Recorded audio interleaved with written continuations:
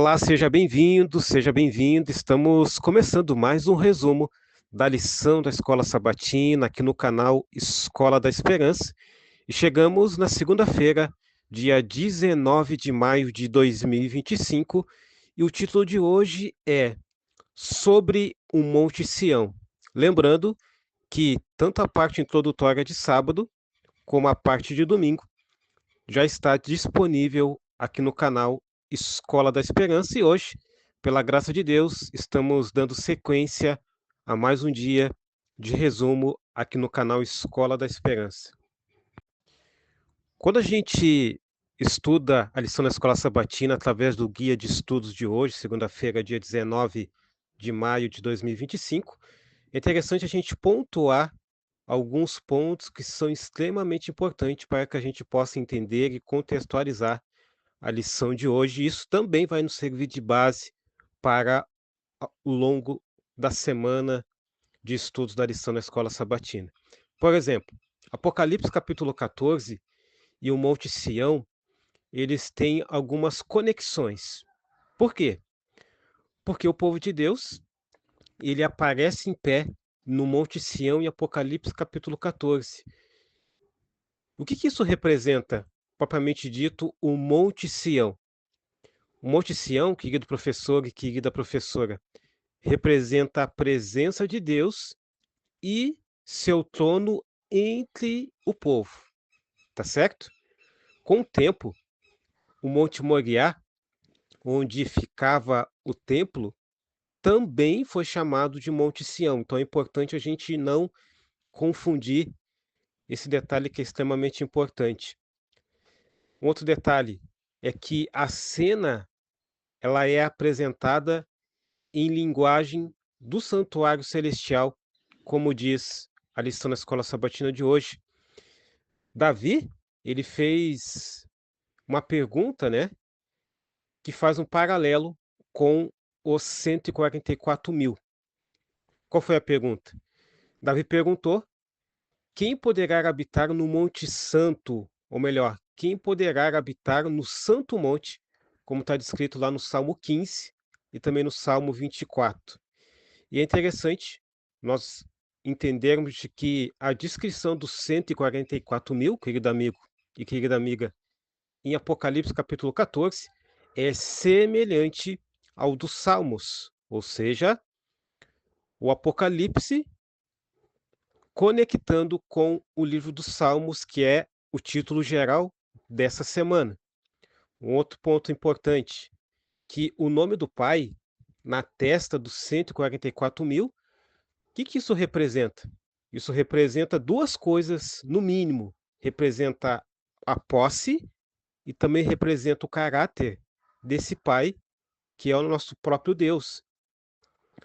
Um outro detalhe importante que a lição destaca é que a dificuldade humana de atender às exigências divinas. Por quê? Quando nós nos deparamos com um Deus perfeito, santo e digno, percebemos, entre outros atributos de Deus, que humanamente é impossível estar nesse monte. Por quê? Porque estar nesse monte, ou seja, estar sob a presença de Deus, nós não conseguimos alcançar isso pelos nossos próprios méritos. A integridade e pureza exigidas expõem o quê? A nossa condição pecadora. Então, quando a gente consegue entender essa questão do monte, o que o monte representa, o que o monte representava no Antigo Testamento e aqui no nosso contexto no livro de Salmos, entendemos de que nós não conseguimos chegar nesse monte. O monte representava então a presença de Deus. E aí, quando a gente conecta tudo aquilo que nós estamos falando até o presente momento, nessa lição de segunda, chegamos então a um texto que ele é bem interessante a gente analisar, que é de 1 João capítulo 1, verso 8. 1 João capítulo 1, verso 8, a Bíblia diz, na minha versão, o seguinte: se dissermos que não temos pecado nenhum, a nós mesmos nos enganamos, e a verdade não está em nós. Então, querido professor, querida professora, nós vamos conseguir contextualizar isso, tanto no nosso estudo, como também na nossa recapitulação no sábado de manhã, nas nossas unidades de ação, quando nós passamos essa ideia de que, primeiro, é impossível, pelos nossos próprios méritos, chegarmos à presença de Deus sem a presença de Jesus Cristo. Por quê? Aí nós conectamos em um dos vários textos, né, de 1 João capítulo 1, verso 8, que nós lemos aqui. Por quê? Porque nós somos pecadores. E o fato de sermos pecadores nos faz, então, estarmos e nos achegarmos, né, daqui a pouco a gente vai analisar o texto de Hebreus, que também vai reforçar esse conceito. Nós só conseguimos chegar, então, à presença de Deus, hoje, nos nossos dias, através da presença de Jesus Cristo. E aí eu quero reforçar isso com mais alguns elementos. Por exemplo, qual é o papel do cordeiro em relação a esta resposta no conceito, né, profético? O cordeiro, que a gente sabe que é Cristo, né, ele capacita os salvos a entrarem no Monte Sião. E aí, Apocalipse capítulo 14 responde o quê? Responde a pergunta dos Salmos. E aí eu quero analisar mais um ponto. O Salmos fez a pergunta e o Apocalipse responde. Então é interessante a gente sempre partir desses pontos, né, para que a gente possa seguir ali um curso bíblico e profético, para que possamos então compreender aquilo que Deus quer nos falar. Hebreus capítulo 10, verso 19 e 20, destaca que o sangue de Cristo nos dá o quê? Nos dá esta oportunidade de entrar no santuário celestial, ou seja, através da intercessão de Jesus, nós, como pecadores, entendemos que Jesus ele faz esse elo, ele faz esse meio-campo entre nós pecadores e Deus. E isso só é possível porque Jesus Cristo nunca pecou, porque ele é perfeito, porque ele é o nosso Salvador, ele é o nosso Senhor, enfim, ele é aquele que faz esse elo. Então é extremamente importante nós entendermos esse conceito, tanto que Ellen White, no livro Os Primeiros Escritos, na página 252, ela diz, inspirada por Deus, que Cristo abriu o caminho para o lugar santíssimo e por sua justiça somos o quê? Convidados a entrar com confiança, ou seja, no trono de Deus, no Monte Sião, ou seja, tendo então a presença de Deus na nossa vida somente através de Cristo. Então, Ellen White destaca esse conceito que é extremamente importante. Só para a gente poder contextualizar.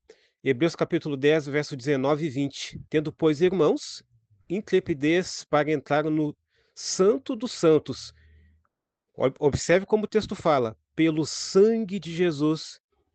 Então, destacando Hebreus capítulo 10, verso 19 e 20, você também pode reforçar lendo esse texto que é extremamente importante. Eu quero fazer um breve comentário sobre ainda essa questão do Monte Sião e os 144.000. Mais uma vez, eu quero trazer o que que isso representa. Isso representa, querido professor, querida professora, representa a vitória final do remanescente fiel. E é interessante que esta linguagem, ela é uma linguagem simbólica. Por que que eu estou destacando isso? Porque existem, outros irmãos sinceros de coração, mas que ainda não têm esse entendimento de que eles têm esse conceito errôneo de que os 144.000 representam um número daqueles que já estão salvos. Qual é o nosso conceito? Qual é o conceito de fato que a Bíblia nos passa? Que os 144.000 é uma linguagem simbólica, ou seja, apontando para o santuário celestial e, ao mesmo tempo, a presença de Deus. O nome na testa, por exemplo, indica o quê? Indica o selo de Deus, em contraste com a marca da besta lá de Apocalipse capítulo 13. Então, não é de fato 144.000 um número que já são de pessoas que já estão salvas, não é isso. É um número representativo daqueles que têm, então, esta marca, esta identidade da igreja remanescente fiel que guarda os mandamentos de Deus. Ou seja, todos aqueles que desejam, no caso, ser fiel, fazer parte dessa igreja remanescente, e essa igreja remanescente ela tem algumas características, como, por exemplo, a guarda dos 10 mandamentos e o testemunho de Jesus. Então, sem dúvida alguma, hoje, o número dessas pessoas já passou há muito tempo os 144.000, ou seja, 144.000 é um número simbólico, porém esse número ele já se estendeu de forma literal, ou seja, não significa, repetindo, que esse número é só 144.000 que já estão salvos, mas é um número ali simbólico e o número de pessoas que com certeza guarda os mandamentos de Deus, tem testemunho de Jesus, já passou há muito tempo esse número, tá certo? Só para a gente poder contextualizar esse detalhe que é extremamente importante. E aí eu quero finalizar com as nossas lições, que é muito importante nós estudarmos a lição da escola sabatina e tirarmos lições para os nossos dias, ou seja, conectar para o momento que nós estamos vivendo. Por exemplo, a fidelidade no tempo do fim, que é o momento que nós já estamos, ela exige alguns pontos, mas o principal é a ligação íntima com o Cordeiro, que é Cristo. Percebemos de que o caráter de Cristo, ali descrito na testa, representa o quê? Representa, na nossa vida, quando nós temos essa identificação, ou seja, que o cristão ele é moldado pelo Espírito Santo e não pela força humana, tá certo? Uma outra lição: a salvação não depende da ausência de pecado, mas da presença de Cristo em nós. Nós, até o dia da glorificação, que é o dia que Jesus Cristo vai voltar, onde todos nós vamos ser glorificados, assim como Jesus Cristo é glorificado, nós vamos pecar. Por quê? Porque nós temos então essa tendência. Porém, não significa que nós vamos ser pecadeiros. Por quê?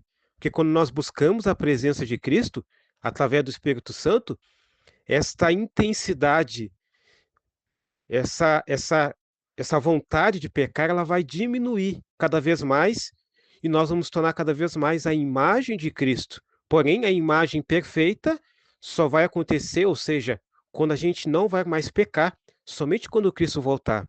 É evidente, querido amigo, querida amiga, que isso não vai nos trazer para a nossa vida uma acomodação, ou seja, naturalizar o pecado. Não.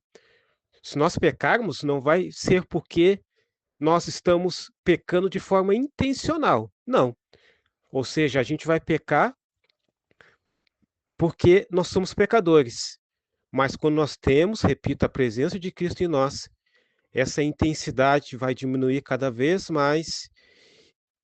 E, repito, não quer dizer que nós não vamos errar, não vamos pecar, pelo fato de sermos pecadores. Porém, com a presença de Cristo, essa intensidade ela vai diminuir. Quarta lição: devemos buscar diariamente a santidade, sabendo que Cristo intercede por nós. Então, é extremamente importante. Nós estamos no estágio, né, de santificação, não ainda de glorificação, correto? Então, a santidade, ela é alimentada através da comunhão com Deus, tá bom? Quinta lição: a cena do Monte Sião, querido professor e querida professora, nos lembra que nossa esperança está no santuário celestial, onde Jesus Cristo, o nosso sumo sacerdote, ministra em favor de nós. Tá certo? Que Deus te abençoe, que Deus abençoe a tua família, que Deus te dê aí uma excelente segunda-feira com a presença dele e, é claro, que ele te abençoe através dos estudos, do resumo da lição da Escola Sabatina aqui no canal Escola da Esperança.